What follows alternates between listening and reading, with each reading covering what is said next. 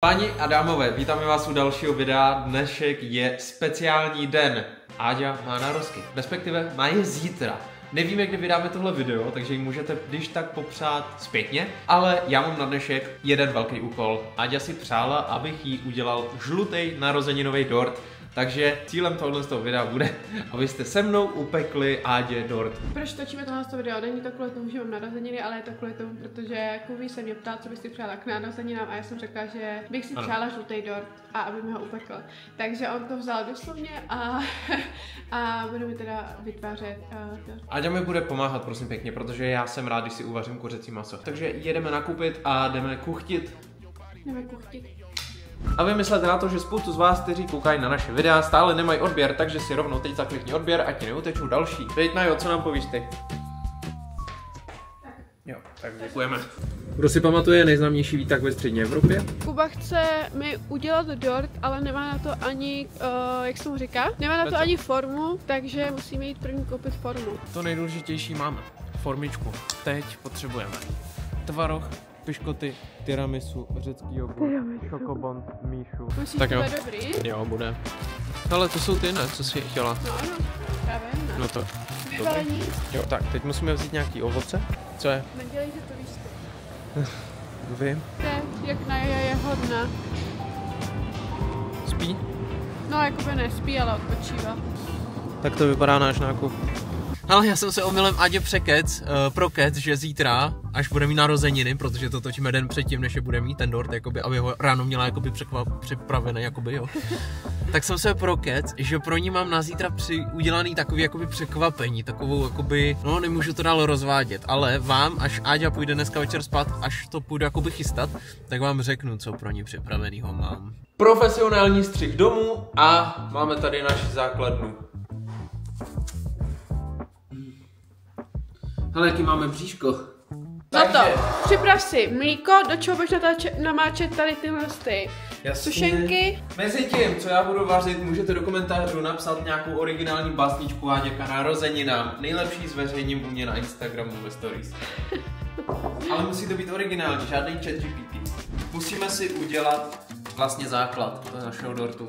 To uděláme tak, že si namočíme tento piškot do mlíka. Prvně právě ty musíš potřít tady tohle směsí z tvarohu a mascarpone trošku, aby se na to ty sušenky nalepily. Takže mascarpone, celý. Tady máte zároveň recept na hrozně dobrý dort. Ano, celý mascarpone. Minulý rok jsem Kubimu dělala podobný dortíček a všem strašně moc chutnal. Není teda úplně zdravý, ale tak jsou narozeniny, takže tam se to nepočítá. To je dobrý. Lásko, tak to nežer. Teďko tam dej ty dva tvarohy, takže je to jedno celý mascarpone, dva tvarohy. No, co? To tam ještě dám. No jasný, tyhle. Tak se tady třeba rovnou do pusy. Ne! To se z něho posunu. Tak, moučkový cukr. Skolka, no.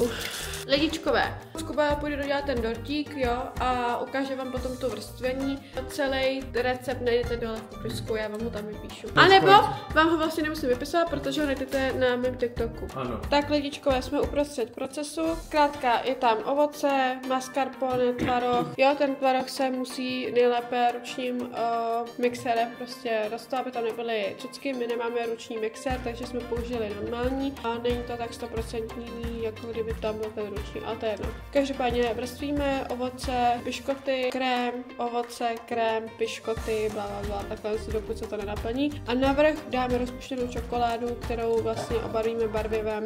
Tak, teď tady máme akorát vodní lázeň, s tím, že jsme tam dali milku čokoládu a do toho jsme dali tady tyhle pecičky citronový, aby to mělo trošku takovou jakoby citronovou chuť a uvidíme, jak moc žlutý to bude a když tak bychom tam po případě ještě přidali nějaký takovýhle barvivo, který jsme našli v obchodě. Tak protože Áďa se mnou ztratila nervy zhruba po 20 vteřinách, co jsem to dělal, to dodělala skoro celý sama. My to teď jdeme dát do ledničky, jestli chcete vidět výsledek, tak se dívejte dál na tohle video, protože potřebujeme, aby to stuhlo a zítra ráno si to ukážeme. Takže máme nějakých 3:45 v noci, za 13 minut má Áďa narozeniny, budit jí nebudu. Já jsem tady pro ní teď asi 2 hodiny připravoval takovou mini hru, protože jsem si řekl, že jí nebudu dávat dárek jen tak, ale udělám jí z toho takovou zábavnou hru. Mám tady 11 obálek, jsou všechny různě očíslovaný, 0 až 10, každý z nich je nějaká indicie a písmenko. A ona na základě těch písmenek potom musí složit vlastně takovou luštěnku, ze který potom vyjde, kde je schovaný hlavní dárek. Co je její hlavní dárek, vám tady ukazovat asi nebudu. Jestli se rozhodne vám ho ukázat Aďa, je to když tak na ní. Jediný, co vám můžu ukázat, je, že ho schovám ještě takhle do takovýhle pokladničky. A finálová destinace, kde bude hledat, to bude v kufru u auta. Takže já to musím teď rozmístit po bytě, snad ji nezbudím a zároveň to tady musím ještě nějak vyzdobit.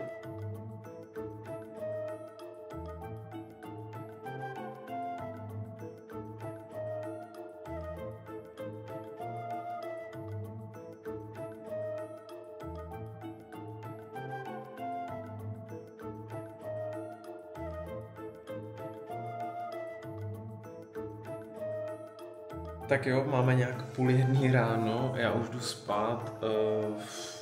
Tu výzdobu jsem chtěl udělat trošku větší. Udělal jsem ji jenom prostě takhle 23 nějaký balonky. Ještě jsem tady měl připravený tohle, ale zjistil jsem tím, jak mi ten balonek předtím prasknul a tohle je vlastně ta stejná značka a zároveň ty písmenka se všechny musí nafukovat zvlášť. Tak asi nechci úplně riskovat to, že by mi potom jedno z nich prasklo a celý bych to mohl vlastně vyhodit, jo. A my jsme už minulý rok dělali vlastně s těma písmenkama úplně stejnýma a vím, že se nám to stalo, že nám asi 2 praskly a nevypadalo to potom hezky. Takže necháme to takhle. Já věřím tomu, že Adi se hlavně bude líbit ten hlavní prvek, na kterém jsem si dal nejvíc záležet, tohle už je jenom taková drobnost, no. Ještě jsem ji vytunil trošičku dort, takže to uvidíte taky ráno. No, asi to je všechno, takže my vám budeme něco natáčet v průběhu zítřka, samozřejmě ne všechno, protože chceme si to hlavně užít jako mezi sebou, což doufám, že chápete, ale něco vám určitě natočíme taky. Máme ráno. Já už jsem stihla tak 3krát brečet. Už je u 3. obálky.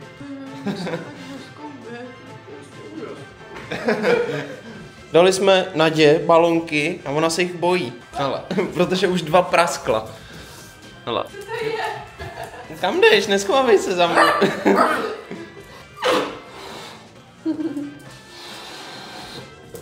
Co to je? Kuby mi tady ještě udělat takhle balónky 23. Je to o tebe moc hezký, lásko.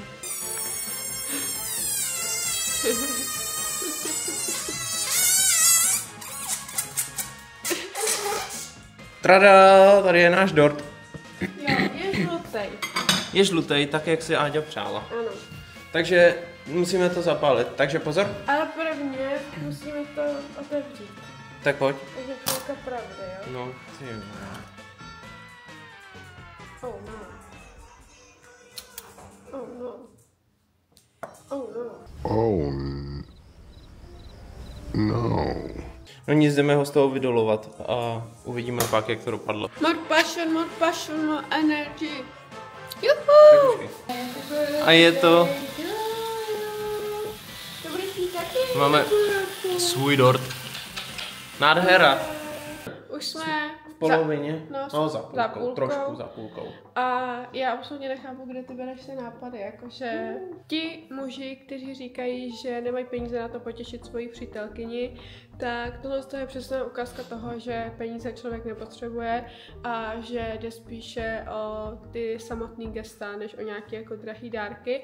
A já upřímně jsem ten člověk, který má radši tyhle gesta, přesně jako, že si Kubí prostě jako před spaním místo toho, aby šel spát, tak tady do 12:30 do rána vymýšlel vlastně koncept tady tohohle z toho všeho, jak mi udělat radost, aby to bylo jako zábavnější a aby to nebylo tak, že jenom přijde a dáme dárek, ale prostě a aby to bylo jako takový hezčí. Jsme za půlkou a jsem zvědavá, jaký bude konec, no. A ty úkoly jsou čím dál tím těžší, protože Kuba mě teď donutil vlastně po fitku, ať jdu jako se otužovat. A v té vodě, ta voda má 2 stupně jenom, jo. Ale dala to. A takže jako se jdeme dát čaj, jdeme si dát jeden díl Stranger Things, můžete říct, kdo schválně kouká na tenhle seriál, my to jako vidíme úplně všude na TikToku, na Instagramu, všude, takže si jdeme dát jeden díl a pak budeme pokračovat. A pak pokračujeme dál, protože toho Áďu ještě čeká hodně, takže vám to natočíme.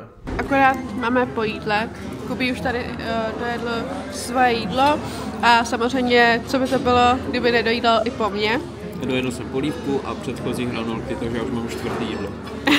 Já jsem si chtěla dát ještě lívance, protože na sladký je jakoby místo vždycky, ale řekla jsem si, že venku jsou trhy, takže půjdeme se podívat na trhy a třeba tam dáme nějakou palačinku. Dostala další obálku. Jo, dostala jsem první dáreček.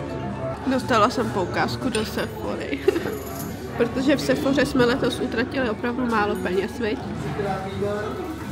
Dneska, co ti říkala paní v Sephoře? Já jsem tam přišel a říkám, no, že bych chtěl dárkovej poukaz, jako ne v Sephoře a to. Jako ona, no jo, tak to bude krásný Ježíšek. Říkám, to není jakoby Ježíšek, to je prostě dárek k narozeninám. A ona, no to se maminka bude mít, to je pro přítelkyni. Já mám pro ně ještě jakoby hlavní dárek, tohle je vedlejší, tak paní koukala, říká, tak doufám, že aspoň chodíte někam na brigádu. No, takže Kuba teďko zase dal celkový své úspory za dárek pro mě k narozeninám. Víte, jak musí dřít na té brigádě, aby vůbec si na to vydělal, aby mi mohl dopřát takovýhle krásný narozeniny? Všichni, kdo na brigádu chodíte, tak máte od nás obrovský respekt. A je to super, protože já sama jsem chodila už vlastně od 15 let. Byla jsem fakt jako snad úplně všude, kde se jako dá. A je to strašně super, že vás to jako připraví i do toho života. Více se jako vážíte těch peněz, taková větší jakoby finanční gramotnost. Tak, Aďa už luští. Najdu to v kufru. Najdeš ho v kufru. Kufu máš. Kufru. Tak jednu jsi nevyndala. No ne, 10. je tahle. Ne, 11 těch byla celkem. Co? Tak jednu jsi nepřinesla asi. Našla jí samozřejmě, že ano. No. Takže, první slovo máš? Jo? No. Kufru. No auta. A, U, ta. A nakonec si ustřihneme vlasy. Takže za to ještě jednou ti strašně moc děkuji. Já jsem z toho hrozně užila, byly to moje nejkrásnější narozeniny. Za takové věci se neděkuje. Ne, za to se děkuji ještě 10krát tolik, když víš, že to jen tak pro tebe někdo neudělá. Pokud chcete podpořit nás oba dva jako tvůrce, tak samozřejmě odběrem, palcem nahoru. Jo, a nevšímejte si toho, že už ve druhém videu po sobě mám stejnou teplákovou soupravu. Prostě je pohodlná. Jo, a točili jsme to ve stejný den.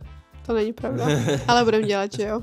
Tak jo, takže děkujeme vám za podporu a mějte se krásně. Čau.